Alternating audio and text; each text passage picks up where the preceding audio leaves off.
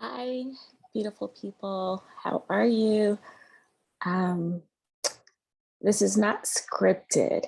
Um, Hi, I'm Vernita Glenn-White. I normally introduce myself when I do my videos as, hey, I'm Dr. V, and things like that.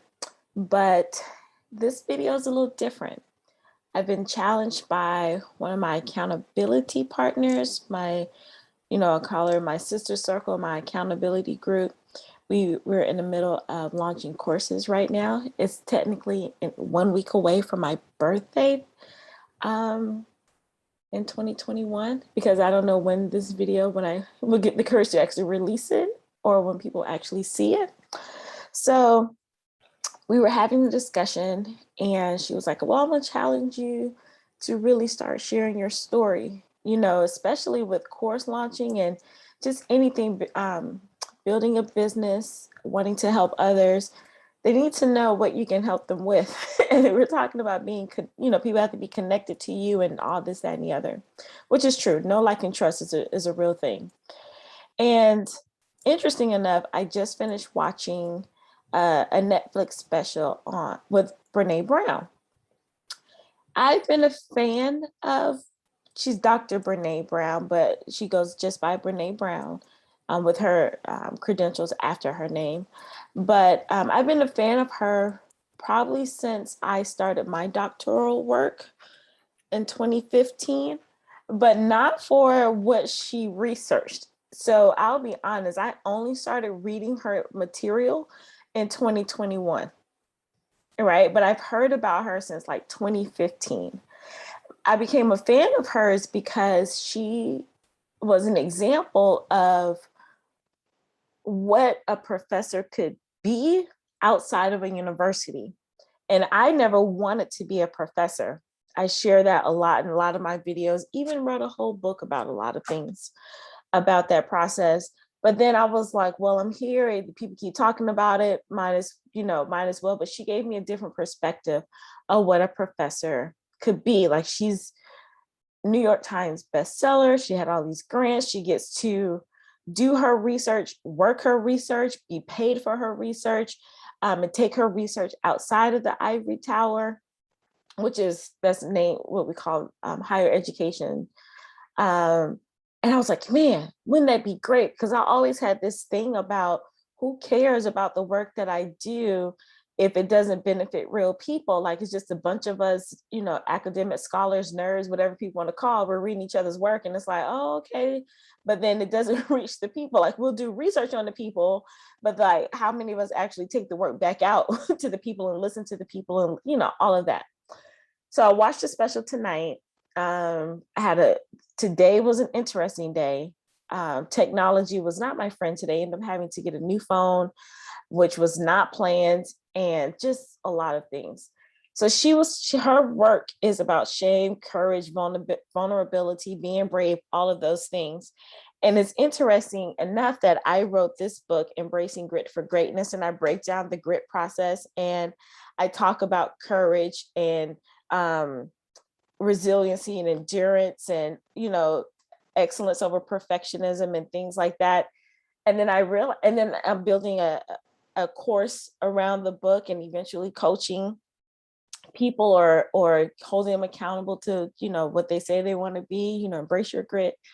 And I realized that I really haven't embraced courage to really share my story. So I was telling my accountability sister, and I was like, why I need to physically say it? Like, if you watch some of my videos, I'm open about things, right? But then I was like, well, I don't need to say too much. It's in the book. Like, if you want to know, go read the book. And she was like, it's interesting how we'll put all of our stuff out, like in a book, on paper, whatever, but we won't physically say it out of our mouths. So between my accountability sister and then Dr. Brene, I was like, okay, let's get to it. So let me see where to start. And I'm just gonna put this out there. Part of me doesn't want to tell my now, because I don't want people to like, oh, she can't work with me, or I can't work with her, but it's whatever. So in the book, I talk about how hard life was as I was earning my doctoral degree. And I started school that August of 2012. Oh wait, when did I know about Brene? I knew about Brene in 2014. Yeah, 2015. Yeah, because I graduated in 2015 and I started in 2012, but I knew about her in 2015. And that's how I really started like, okay, I can do this. So I was like, wait, I didn't start in 2015. Yeah, it was towards the end that I learned about her. But anyway, I started my doctoral program in August 2012. And that January of 2012, my grandfather died. That February of 2012, my mother died. And then that July-ish, August, as I was graduating, I was in the middle of my childhood home being foreclosed on. So essentially becoming homeless.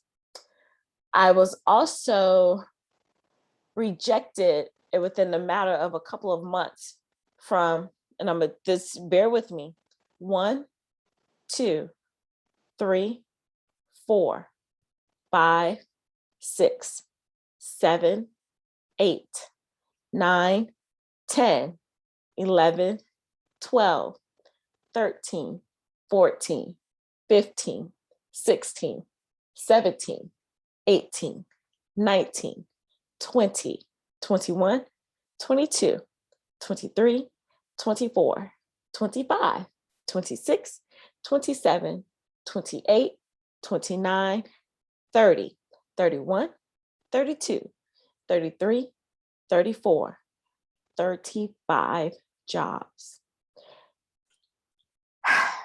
I say the number, but I never counted.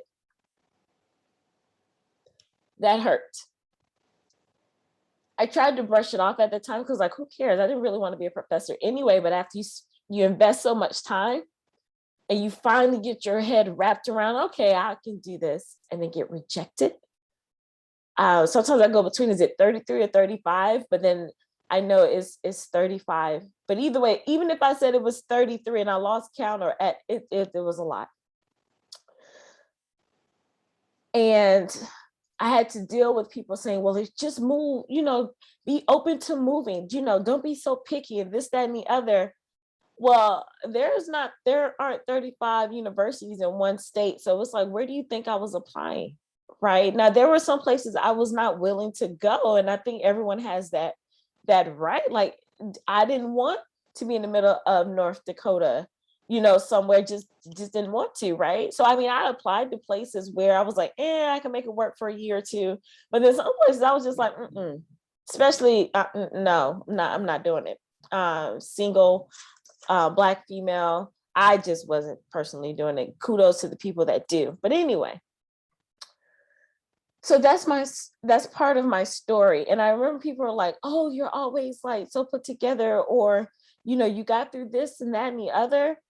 And then I was like, but did I though? And then people always ask me like, well, how did you do it? I'm like, do what? I mean, I had no choice. I mean, you just keep doing it. But then I realized people tend to give up. And then I look at certain areas of my life to where there's sometimes I've given up on certain things. And then I have to remember that you do have this grit and resiliency. You know how to get back up on certain things like that. Like, who goes finish a doctoral program with all of that going on and things like that? But so those are the things that are in the book.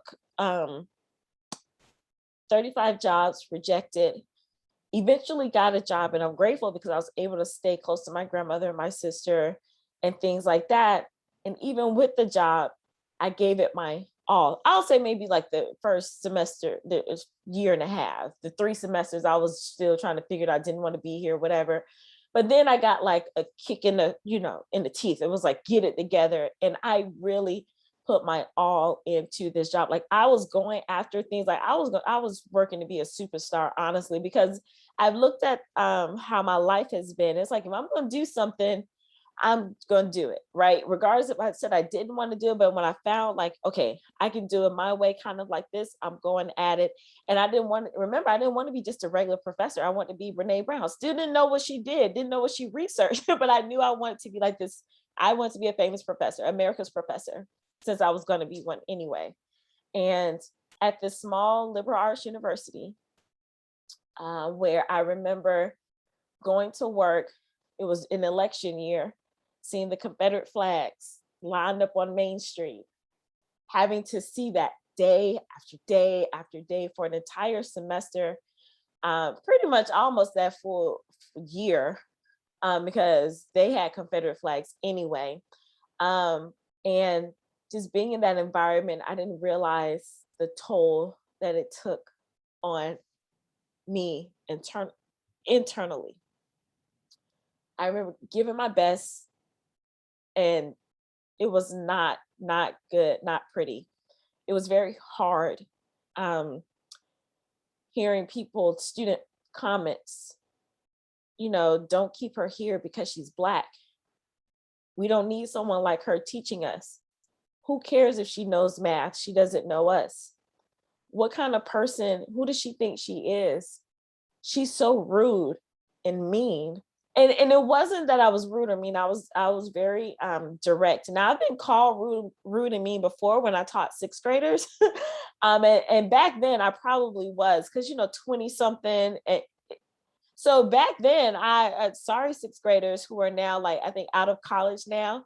Yeah, I was in a different place. But at that point, I really wasn't. But I had this passion for teaching, and I was the closest out of the field. So I knew what was happening in the K-12 system. And I knew you couldn't just show up. I got tired of dumb teachers, not smart teachers, like people who just wanted to come in the profession, because they couldn't cut it anywhere else. Some people may get mad at that, but that's the honest truth. These were the people I was dealing with. Some of them were meant to be in certain areas like elementary, like, that is a special gift. But then there are others who just did that because they couldn't cut it anywhere else. And these were words that came out of their mouth. I just told them what the truth was, like, oh, well, science was hard, math was hard, business was hard when I was over there. So I was like, what else can I do? That's what that was. Now, me, did I punk out of engineering? Yes, but I still got a degree in mathematics. So I'm not talking about like that. It's like, yeah, maybe like if you try secondary education, it's like, yeah, I was in it, but yeah, let me come over here because I can connect more. If you try elementary education, like, yeah, not the little kids, let me go up here. But I'm not talking about because you felt that you couldn't do anything else and you just wanted to come over to education because you saw it was an easy way out. That's the perspective. That's the stance I was taking, and that's the approach that I had with these people. So not that the teachers are dumb, but like because it shows up in the classroom. And I've seen that. I worked at the district level and all of that, and all of these schools I've seen. It was like, you just here to get a check, and well, why are you here?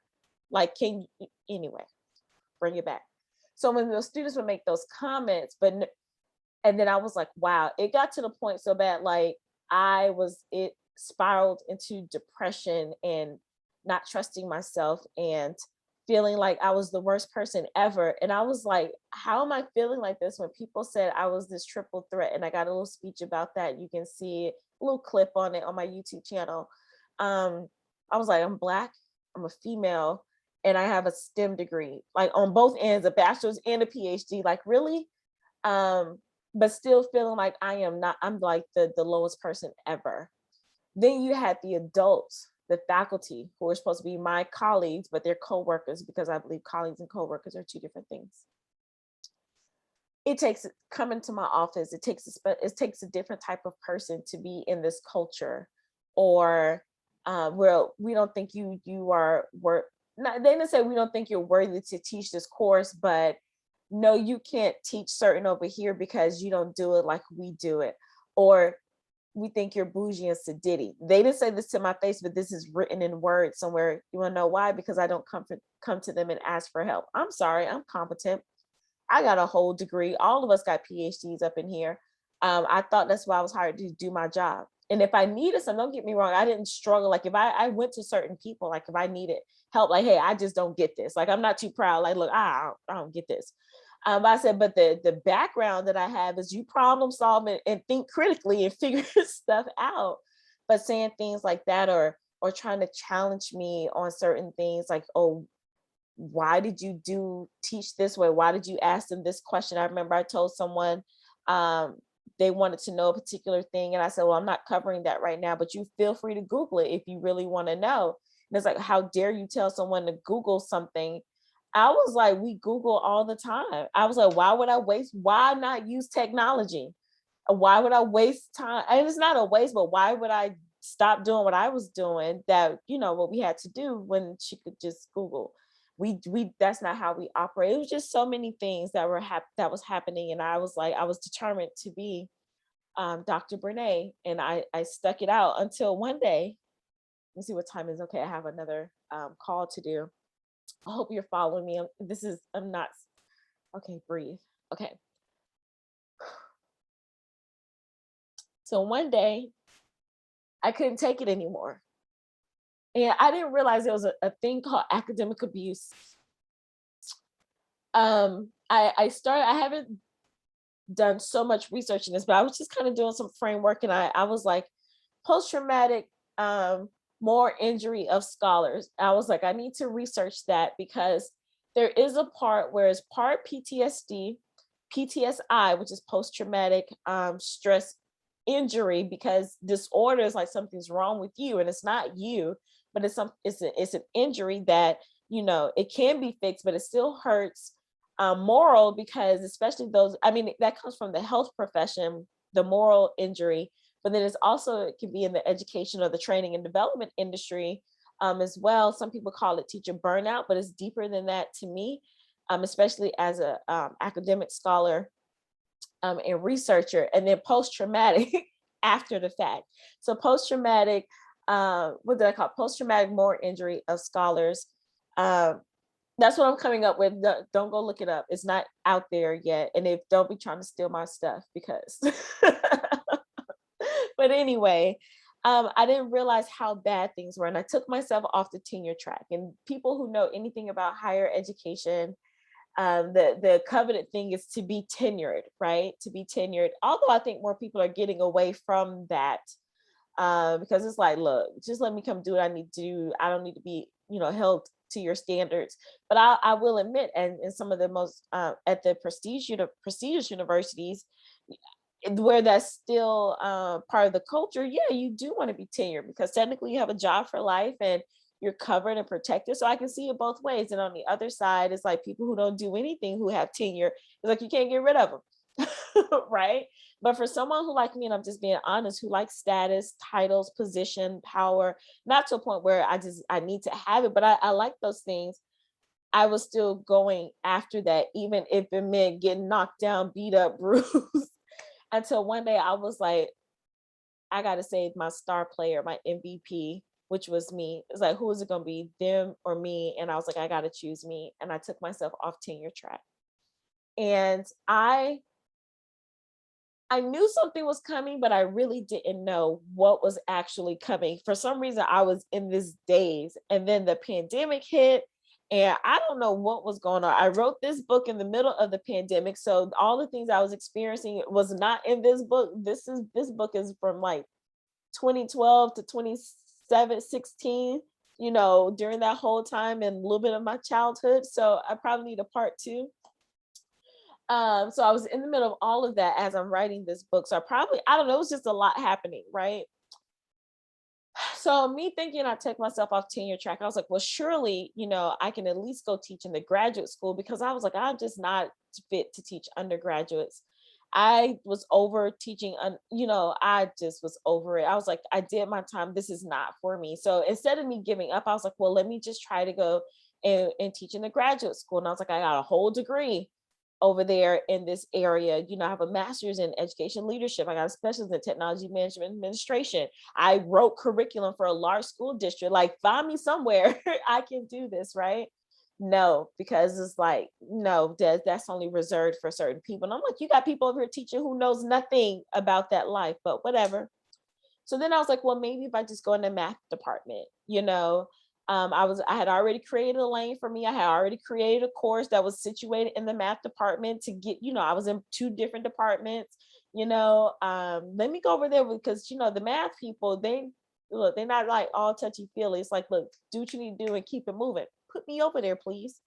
And the chair over there wanted me to come over. I mentioned this to the dean, and she acted like it was so hard to do. And I was like, seriously? So then I was like, at least let me be visiting. I don't even care about the salary. Let me just, just because I'm still now at this point, I'm looking and reflecting. I'm holding on to, I need this identity, I need this job. Not need the job in a way of like I need this job, but it was I don't want to fail. So I at least need to be connected to being a professor, because I was like, I'm going to do this. And I kind of knew what's happening, but I thought I had one more year. I was already applying for different places and different jobs because I was like, I got to get out of here. Now on my vision board, I wrote this like I'm probably in 2016. I didn't have a vision board. I don't know. I probably did, but I wasn't really serious about it. But I wrote something like I want to, work in an online space or something like that. But then I think in like 2018, 2019, I wrote become a digital entrepreneur because I heard Marie Forleo say that. And I was like, oh, that sounds cool. I want to do that. So that's been on my vision board, right? And then I kept saying like 2021, I'm going to jump ship. I was within a coaching group and I was telling someone, and we were like, yeah, we're over this. 2021. Now I'm looking for jobs, but not really focused on being this digital entrepreneur. Yeah, I did some things and put some things out there. I was consulting, but not really 100% because I was like, I'm going to be Brene Brown. So I got to stick to this however it's going to look. So things are happening. People are applying for my position. And I'm watching this, but I'm thinking, okay, they'll just put me over here. She can have this job. I don't really care, but at least I'll be over there. To summarize this, I end up being separated. That's the term, separated from the institution.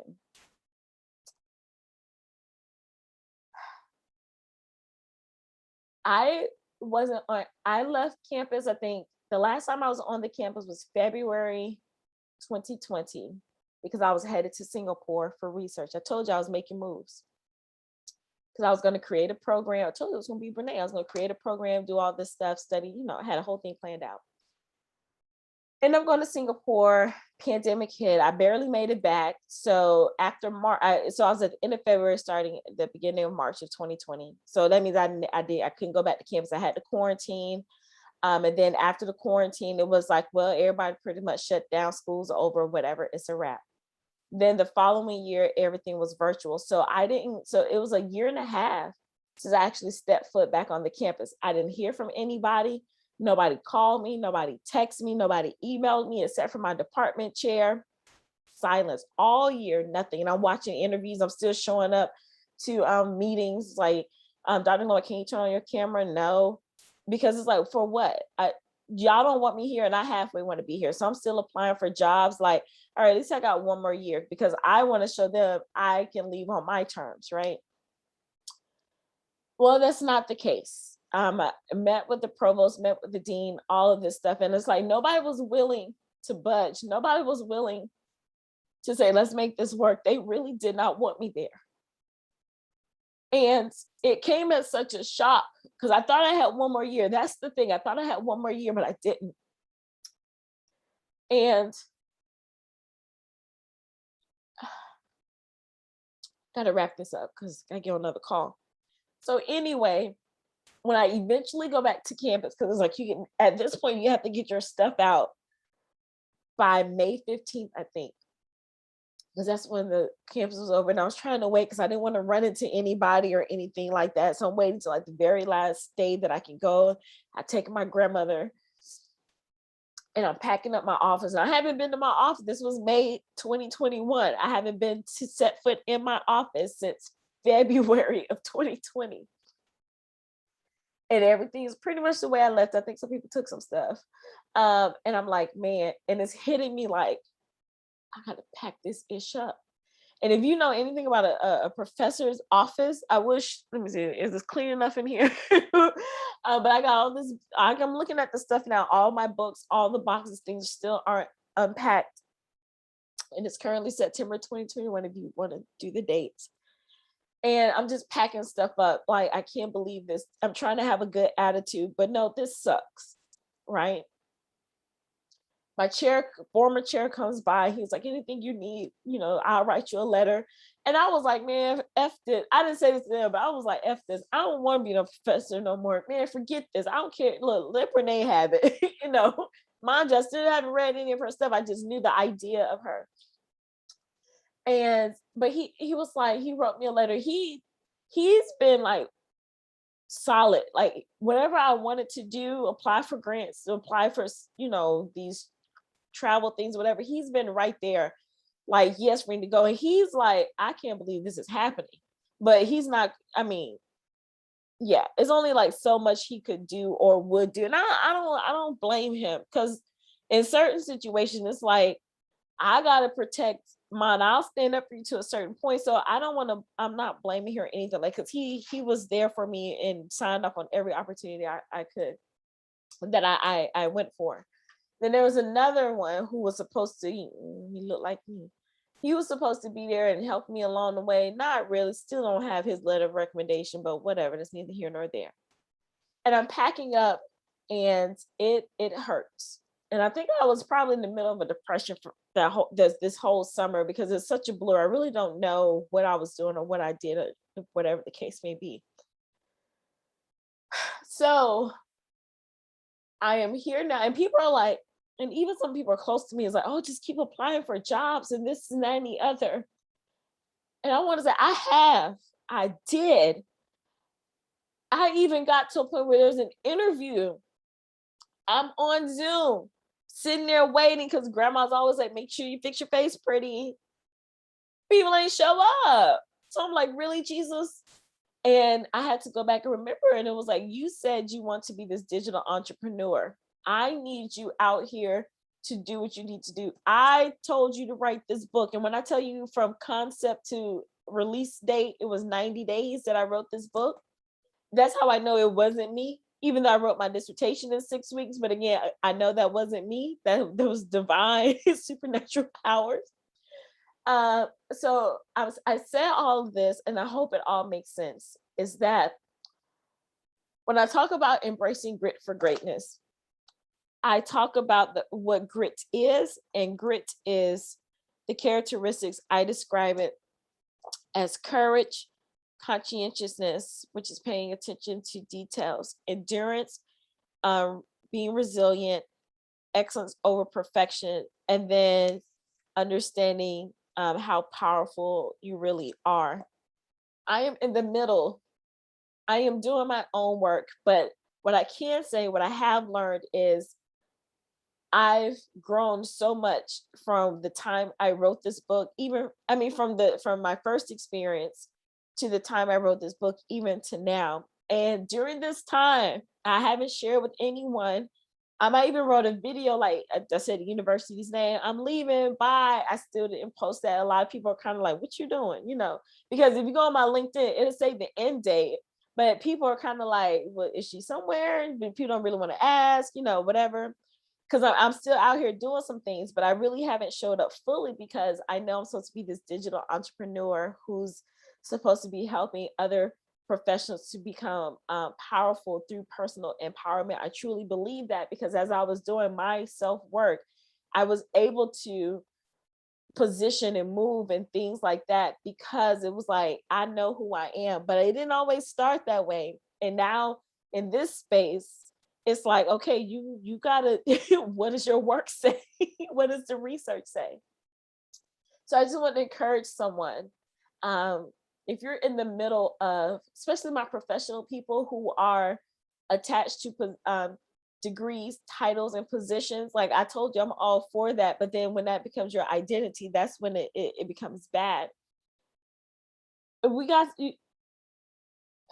to encourage you to keep going. I want to encourage you to create your own path. I want to encourage you to let you know that you're not alone. I want you to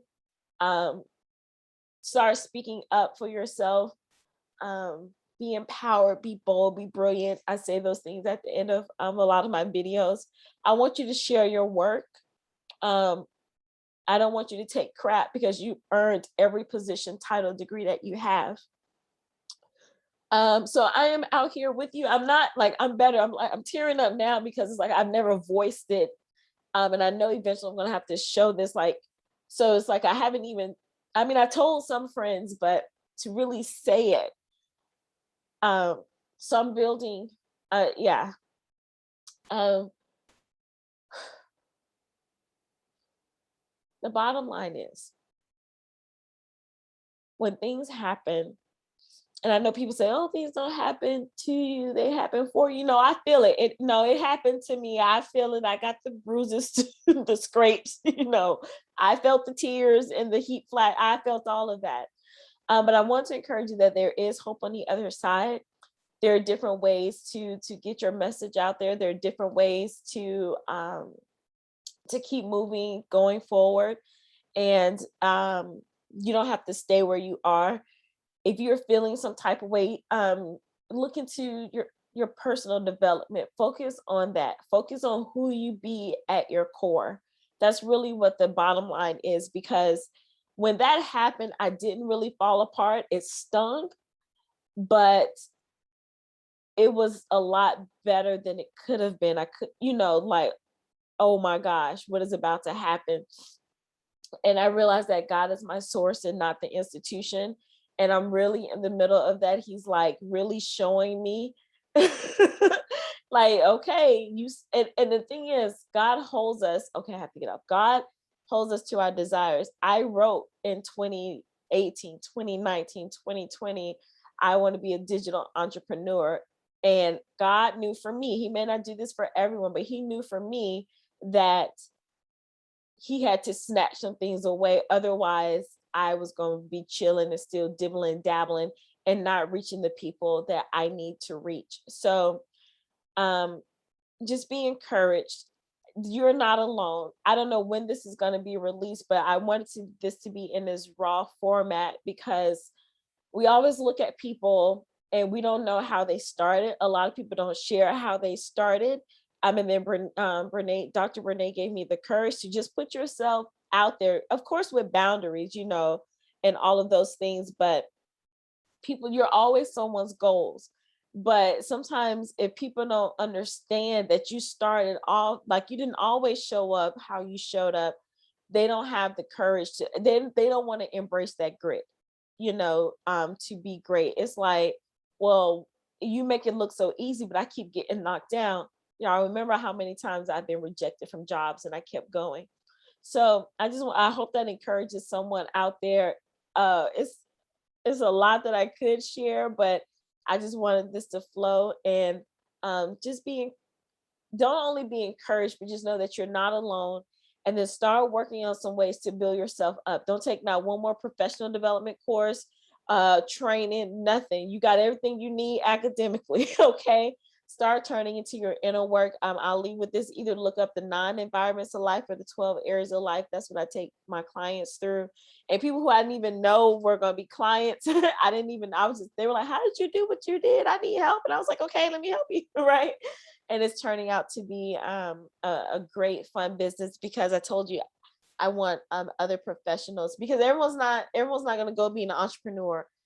My people want to be parallelpreneurs, like they love their careers, but they still want to build their businesses, or I like to embrace their brilliance on the side. So I forgot where I was going with that train of thought, but anyway, oh yeah, to other professionals to know that we can still stand up in the workplace. You don't have to take academic abuse, and just start building yourself up, and looking at your life, celebrate your accomplishments, and knowing how you feel, what you feel is real. And if you want to reach out and talk to me or message me, I'll be happy to do that. I have YouTube videos. I have a book, Embracing Grit for Greatness. I even have a book I wrote with my mom. I have small courses, and of course, coaching. I call them group accountability programs. I do have private coaching, but that's besides the point. But I just wanted to share that is what you're feeling is a real thing. All the emotions that you're feeling is a real thing. And just because people think you have it together, you don't have to keep pretending, right? Let that stuff out, not, within boundaries. But all right, I have to drop off. I hope that makes sense somewhere. I may come back and do this again. I don't know. I don't even know when this is going to be released, but I had to get that out to honor what my friend said, my accountability friend, and then Dr. Brene, because if I want to be her in my own way, I got to start with being vulnerable. All right. So thank you for listening and watching. Until next time. Bye.